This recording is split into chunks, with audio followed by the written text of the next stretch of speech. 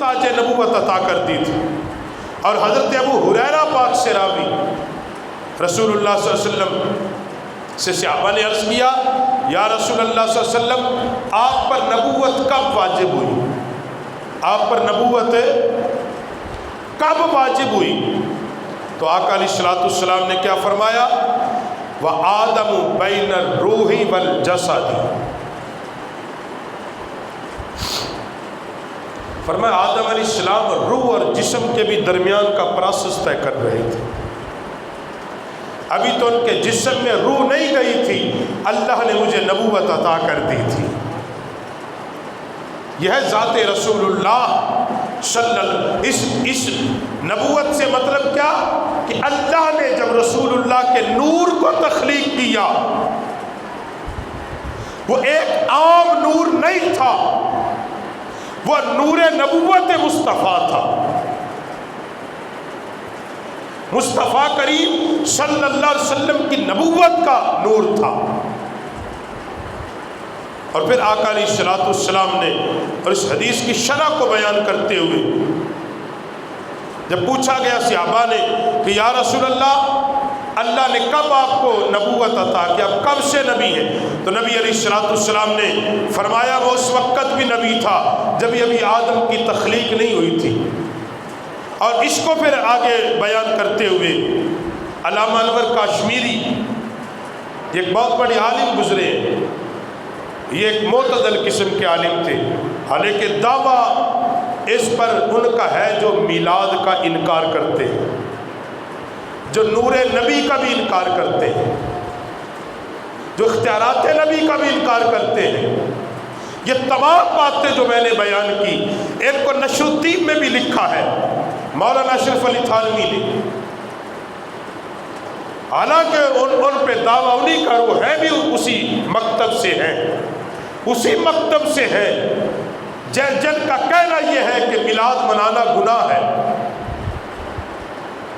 اس نے یہ ساری جو میں نے بیان کی اب تک اس نے لکھا ہے، اور انور کاشمیری نے اس کو جب لکھا اس کی کہتے فرمایا نبی پاک صلی اللہ علیہ وسلم اس وقت بھی نبی تھے کہ آپ صلی اللہ علیہ وسلم پر احکام نبوت جاری ہو چکے تھے۔ کہا بھی آدم پیدا نہیں ہوئے تھے، آپ اس وقت بھی نبی تھے، نبوت کے سارے احکام اللہ نے آپ کو سکھا دیے تھے۔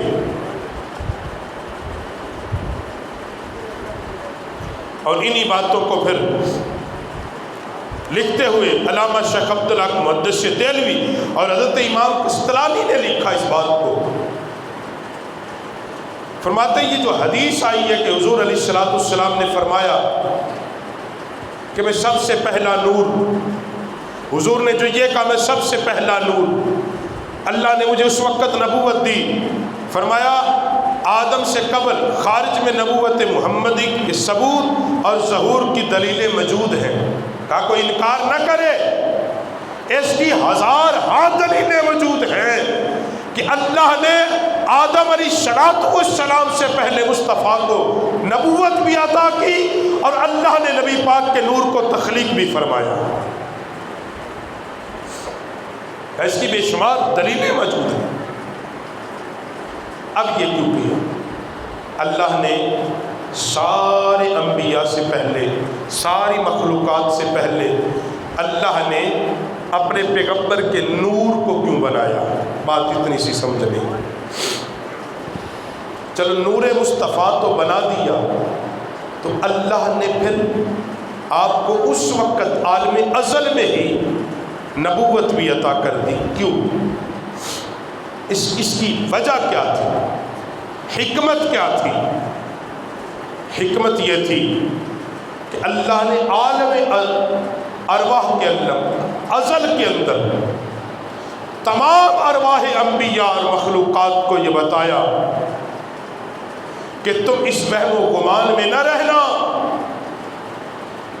کہ جو تمہیں تاج نبوت، رسالت، حکمت، کتاب مل رہی ہے تم سے افضل کوئی نہیں ہوگا، میں آج تمہیں بتا رہا ہوں کہ میرے بعد اگر کائنات میں کوئی افضل ترین ہے تو وہ جناب محمد الرسول اللہ کی ذات ہے، وہ جناب رسالت مآب صلی اللہ علیہ وسلم کی ذات ہے، وہ جناب رسول اعظم صلی اللہ علیہ وسلم۔ اور پھر اللہ نے سب سے پہلے نبی کے نور کو بنایا، حالانکہ تمام چیزوں میں کہیں نہ کہیں نور کا عنصر ہے، یہ بات یاد رکھ لیں۔ ہم انسان ہیں نا، ہمارے اندر بھی اللہ کے نور کا عنصر ہے، ایک لمبی بحث ہے۔ جانوروں کے اندر بھی کہیں نہ کہیں اللہ کے نور کا عنصر ہے، کیونکہ قرآن پاک کہتا ہے کہ زمین و آسمان کے اندر کس کا نور؟ اللہ کا نور ہے۔ کہ چاند اور سورج کی روشنی کس سے ہے؟ کہ یہ اللہ کے نور سے ہے۔ ستاروں کی روشنی کس سے ہے؟ اللہ کے نور سے ہے۔ مطلب یہ ہر چیز کے اندر کہیں نہ کہیں اس رب کائنات کا نور جلوہ گر ہے، اس قدرت کے نور سے انکار نہیں کر سکتے۔ مگر یہ کیا خاص تھی کہ اللہ رب العالمین نے مصطفیٰ کریم علیہ السلام کو جو نور دیا وہ نور خاص عطا کیا۔ اور اس بات کو علامہ اسماعیل حنفی حقی نے لکھا ہے کہ اللہ نے اپنے نور سے نور مصطفیٰ کو تخلیق کیا، اور پھر نور مصطفیٰ کے طفیل اللہ نے ساری کائنات کو تخلیق کیا۔ نور مصطفیٰ کے فیض سے ساری کائنات کو بنایا۔ بتانے کا مقصد یہ ہے کہ نبی پاک علیہ السلام کا ظہور، آپ کے نور کی ولادت تو اس وقت تھی جب کچھ بھی نہیں تھا، کچھ بھی نہیں تھا۔ یہاں تک حدیث کے لفظ ملتے ہیں، اللہ فرماتا ہے محبوب اگر آپ کو میں نے نہ بنانا ہوتا میں اپنا رب ہونا بھی ظاہر نہ کرتا، اگر تیری تخلیق مقصود نہ ہوتی، اگر تجھے دنیا میں بھیجنا نہ ہوتا تو پھر میں اپنا رب ہونا بھی ظاہر نہ کرتا۔ میں اپنا رب ہونا بھی اس لیے ظاہر کیا کہ میں نے مصطفیٰ تجھے بھیجنا تھا دنیا میں، تجھے اس دنیا کے اندر تخلیق کرنا تھا۔ بیسک میلاد ہے کیا؟ میلاد کیا ہے؟ تمام اہل اسلام حضور کا میلاد مناتے ہیں۔ پچھلے جمعے میں نے یہ بحث کی اس پہ۔ اب اس میلاد پہ بڑے سارے اعتراض کر دیتے ہیں کہ دیکھو جی بڑا اچھے طریقے سے ہمارے سیدھے سادے سنی ہیں اللہ کے فضل سے، اور ہم اتنے سیدھے سادے ہیں جس کا حساب ہی کوئی نہیں۔ ہاں ہم اتنے سیدھے سادے، علامہ ہمارے ایک انڈیا سے عالم دین تھے علامہ محدث چوچی، وہ کہا کرتے تھے ہم سنی اتنے سیدھے ہیں، کوئی ہمیں آ کے کہہ دے اماں جی فوت ہو گیا، ہم کہتے سبحان اللہ، کہتا حالانکہ کہہ رہا تھا انا للہ۔ اور کوئی آ کے یہ کہہ دے کہ اللہ نے تجھے بیٹا دیا ہے، ہم کہتے انا للہ۔ ہم اتنے سیدھے سادے ہیں اصل میں۔ جناب دیکھو آپ نے میلاد پہ اتنے پیسے لگا دیے جی، کتنے؟ دیکھو جی آپ نے لنگر پکایا اور آپ نے جناب پرچم لگائے، مسجد سجائی، گھر سجایا، آپ نے 50,000 لگا دیے، سرکار کے میلاد کا اہتمام کیا، آپ نے 2 لاکھ لگا دیے، ٹھیک ہے جی لگا دی۔ دیکھو نا بڑی سادہ انداز، دیکھو نا جی وہ نا کسی غریب کی بیٹی کے آپ دے دیتے، اس کا کھانا ہو جاتا تو یہ ثواب اچھا نہیں تھا جی؟